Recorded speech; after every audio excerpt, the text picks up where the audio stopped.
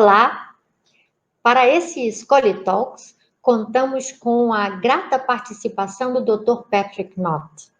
Dr. Patrick Knott é um médico dos Estados Unidos, PhD, que tem uma longa carreira com mais de 20 anos de experiência em cirurgia ortopédica, especializado em deformidades pediátricas da coluna vertebral, e também em pesquisas e publicações científicas, além de ser professor da Universidade de Medicina e Ciência Rosalind Franklin, em Chicago. É membro de importantes sociedades que se dedicam ao tratamento, estudo e pesquisa da escoliose e deformidades da coluna vertebral, como SRS, SOSORT, da qual já foi presidente, e IRSSD, para citar algumas. Possui muitas publicações na área do gerenciamento da escoliose, é coautor dos Guidelines da SOSORT, que são as diretrizes, as orientações para o tratamento não cirúrgico da escoliose, e de uns anos para cá tem se dedicado à pesquisa de métodos de imagem não radiográficos em crianças com deformidades espinhais, entre elas a escoliose. Agradecemos muito a participação dele, que cedeu o seu tempo valioso para nos trazer tantas informações importantes. Ele, com certeza, trará mais uma importante contribuição com esses Escoliose Talks, pois ele tem uma grande vivência nessa área e, por isso, muito a nos oferecer. Confiram. Dr. Patrick Knott, it's a honor to have you at our Escoliose Talks Brazil. Good morning. I'm glad to be here.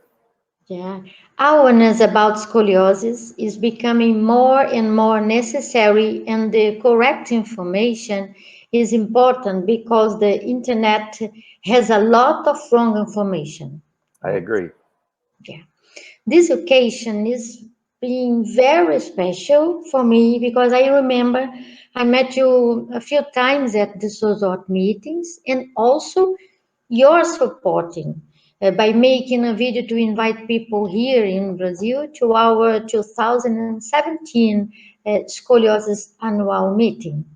Yes, I remember that.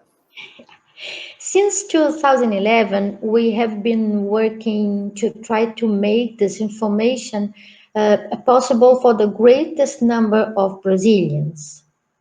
And your knowledge and dedication certainly will contribute so much for this, for all of us. I know. Great. Dr. Patrick Knott, you have a long career with more than 20 years of experience in orthopedic surgery, specializing in pediatric spinal deformities, in addition to being a professor at the Rosalind Franklin University of Medicine and Science. Yes. You are part of important scoliosis societies, including SRS and SOSORT. Yes, I have been. The first question for you is, how do you see the growing collaboration between the two main societies that study and research about scoliosis?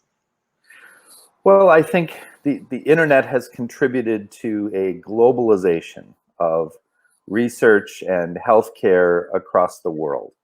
And societies that used to be specialized within a particular country are now finding it very easy to go international and to have members from all over the world participate. And so I think that also brings different societies together that may not have talked to each other before, but now find it very easy to collaborate. So SRS and SOSORT have been very active in collaboration, but so have a number of other organizations. The IRSSD is another important international organization that studies scoliosis, and we co-hosted a meeting with them a few years ago and did our meetings together up in Canada. So I think you'll see more and more of that as time goes on. No, it's good. Yes, it's important now.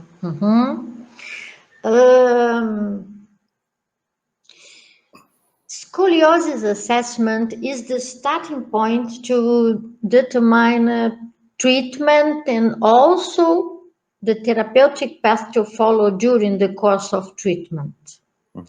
For some years now, your research interests include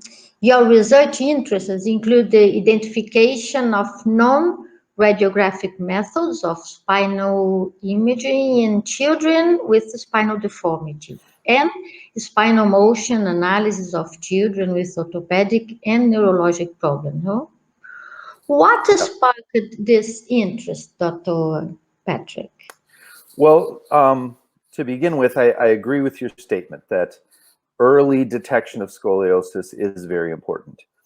Yes. If we look back, 10 or 20 years ago, scoliosis screening had really fallen out of favor. Especially surgeons believed that really the only good treatment for scoliosis was surgery, that bracing and exercises were not so effective. And so because of that, they felt that, well, we don't really need to screen and detect scoliosis at an early stage, because if it gets bad enough to need surgery, then everyone will notice it. And so the early detection wasn't so important. But I think there have clearly been many people who believed all along that exercises and bracing were very effective. And I think now we have the research to prove that those conservative treatments work very well. And so the interest in early detection is back on top again, because now if we can detect scoliosis at an early stage, then we can intervene with conservative treatment sooner and prevent the curves from getting bad enough to need surgery. So this early detection is very important. So the non-radiographic test that really existed some years ago was just the Adams forward bending test, where you'd look for a rotation of the spine with the patient bending forward. And that was somewhat effective, but many times the patient still needed X-ray to determine for sure what the size of the curve was. And then surveillance, once we saw they had a small curve, surveillance involved repetitive X-rays over and over. And so epidemiologists started to really study the effect of getting many X-rays, especially during the adolescent growth period, when cells are dividing very rapidly and the DNA in those cells is more susceptible to damage from radiation. And of course, they found that teenagers who get many X-rays do have more problems down the road. The cancer rates are higher when those teenagers become adults. So knowing that we need to screen and then we need to do surveillance to watch curves, I became interested in how we might do that without exposing the patient to so much X-ray. And just doing the Adams forward bending test didn't seem to be enough. So we started looking for all the other ways in which we might image the spine. So we experimented a little bit with MRI, but MRI has some limitations. It's very expensive. The patient is laying down, and when they lay down, it really changes the shape of their curve. And it takes a long time. It's not a very efficient way to get a picture. So I was introduced to this company called Deers, and I started working with them. And their method is using surface topography. So that to me was very interesting. We look at the shape of the patient's back, and from that shape, then we can determine a mathematical model that predicts what the shape of their spine is underneath the skin.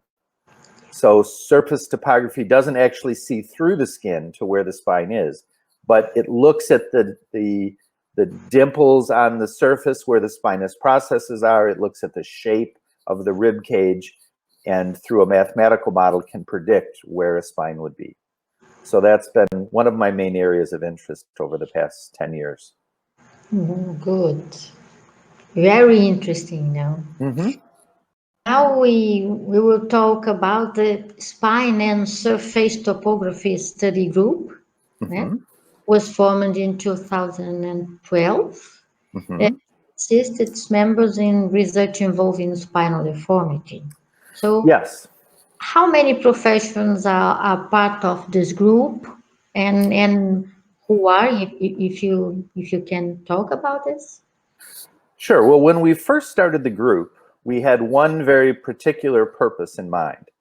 We were a group of people who were all using surface topography, and we wanted to do some research studies to see if it was valid and if it was reliable. And so the best way to do that would be to have a group of many, many patients. And so we decided that we would group all of our data together, and each of us would get as many patients as we could, and we would de-identify those patients and put all of their scans into one big database. And so that was why we formed the group. We wanted to put all our data in one place and then do a research study on that big group of data. And so we did that, and we published a big study, and we showed that surface topography was reliable and it was valid, and we compared it to the x-ray pictures, and we got the same scoliosis measurements on surface topography that we would get on x-ray.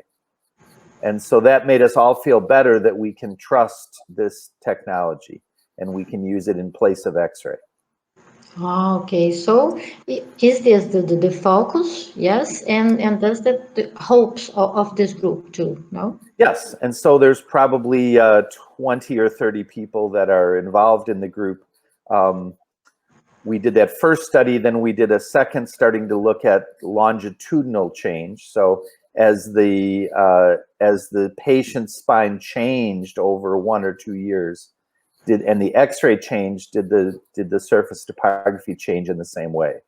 And so after those two studies, we haven't done a lot of big projects together. It's more of a group that talks about all of our individual work, because many of the members are interested in very specific things using surface topography. Oh, good. Very good. And what are your current research projects? Well, so one of my really exciting projects really does not involve scoliosis. We took the surface topography and we said, if we can take a still picture, then maybe we can take many still pictures in a row and run them together like a movie, and we can start to see the spine in motion. And so we have a machine now that does that, where the patient can walk on the treadmill, and when they walk on the treadmill, then we can see how their spine moves. So there are many scoliosis doctors who are interested in that. But then we took it a little further and said, can we put cameras on the legs, and can we put a pressure pad on the feet, and can we look at the entire gait, including the spine? And so a group of physical therapists who work with marathon runners got in touch with us, and were very interested in measuring how the body moves during marathon running. And so we had to turn the machine up to go very, very fast, many frames per second, in order to be able to capture the spine running at very high speed. But now we've built a machine out in Portland, where the Nike team trains for marathons, and we've been watching the professional marathon runners on the machine and evaluating their movement.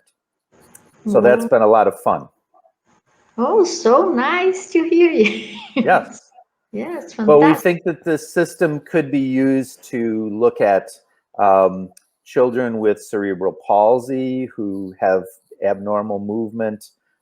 They could be used just to study how the spine moves with scoliosis or without scoliosis during regular walking or during jogging. I think there's many places now that we can sort of see how spine movement changes with different types of problems. Oh, fantastic. Oh, really, really good. Yeah. Yeah.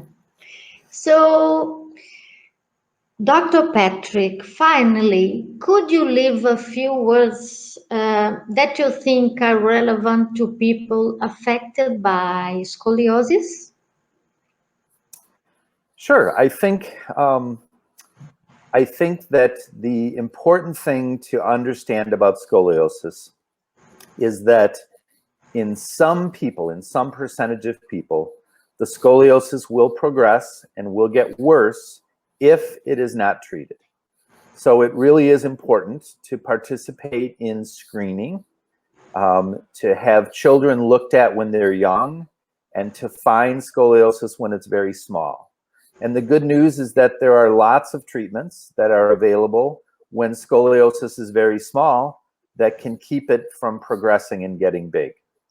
And so people should not ignore the signs. When they see it, they should go in and see a healthcare professional, and they should get treatment so that the curve does not get larger. And if it does, if it gets larger even without, even with those treatments, then there are also good surgical treatments available that can correct the scoliosis, and people can get on and move and move normally and live regular lives. But we certainly don't want it always to go to getting so bad that they need a surgery. So that's why we would like to really promote this idea of screening and helping people understand how to look at scoliosis when it's very small, and how to seek treatment during those early stages. Yes, very, very good words. Thank you. Dr. Patrick Knott, thank you so much for this. You're welcome. Okay, and keep safe and keep health. Okay. Thank you. You too. You too. I hope your conference is very successful. Yes, will be. All right. Bye, Dr. Patrick. All right. Bye-bye.